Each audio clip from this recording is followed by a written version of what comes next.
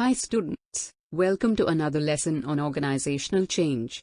In this video we will discuss why the models of planned change do not bring about cultural change. If you are new to this channel, don't forget to hit the subscribe button and click the bell icon so that you are notified every time a new lesson is updated. Now let's get started with today's video. In the fast-paced dynamic business environment, organizational change is inevitable and it is one of the most important challenges faced by the management. According to Carnell, 2003, in the recent years, changes have become more frequent and unpredictable than ever before. What is change management?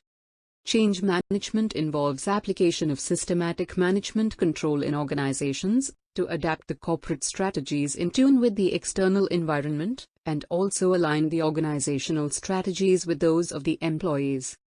Organizations need to initiate and implement changes as a result of the developments in the internal as well as the external business environment of organizations. Organizational change can be examined from both planned change and emergent change perspectives. Planned change strategies traditionally consider the process of altering organizational and individual behavior by identifying the sequential steps. When the management identifies the need for change, the process of planned change is implemented based on the analysis of the factors supporting change and those resisting change. Kurt Lewin identified three elements that work together in order to implement planned change. The first element is field theory that helps in understanding group behavior by analysis of the field or the environment in which behavior occurs. The second element is group dynamics, among group members to change the group behavior. Thirdly, Lewin identified that action research as a two-pronged approach. One to emphasize on actions needed to implement change successfully. And other is the need of effective situation analysis, to analyze the alternative solutions, and implement the most appropriate solution that will lead to successful action. In 1951, Kurt Lewin proposed the theory of planned change by identifying three sequential steps of organizational change. These steps are unfreezing, moving, and refreezing. Unfreezing refers to quasi-stationary equilibrium that forms the basis of stability of human behavior, needs to be unfrozen or destabilized in order to unlearn the existing behaviors, and enable adopting the new behavior successfully.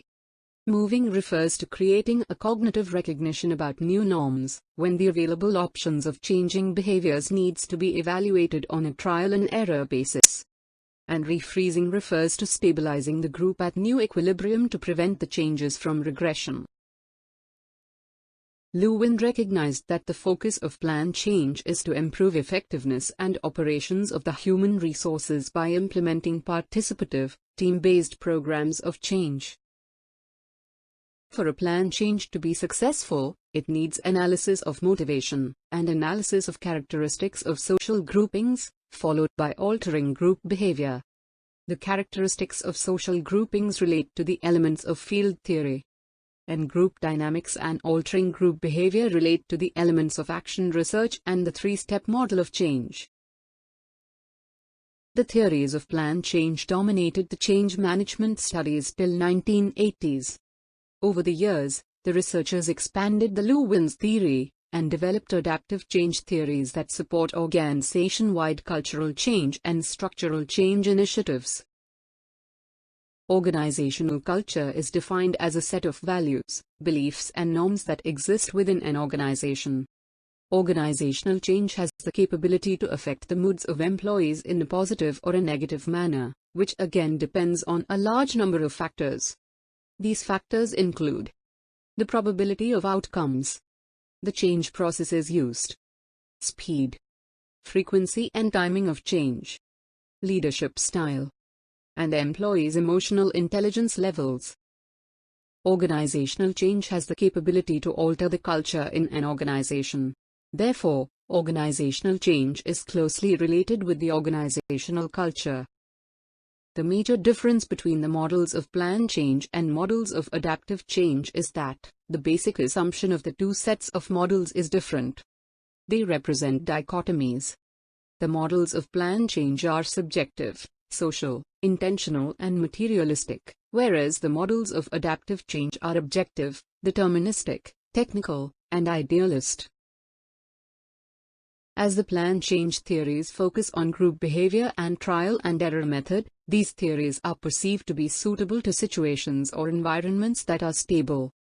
Researchers identify that plan change models are focused on driving domination and apply the concept of top-down power structures.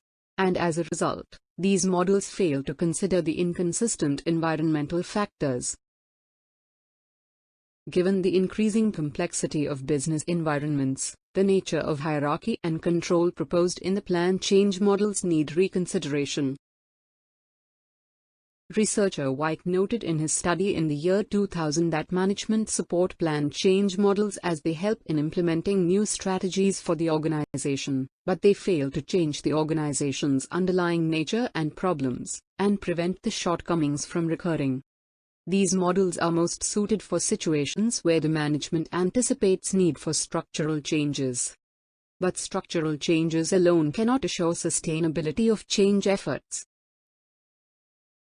So, plan change models, though are effective in diminishing the restrictive environmental forces, they fail to address the underlying problems which can be addressed by the adaptive change models with focus on cultural changes. Now let's summarize what we discussed in today's video. The nature and characteristics of models of plan change, the focus of the models and the expected outcomes are explained. The aspects of cultural change and role of adaptive models are discussed.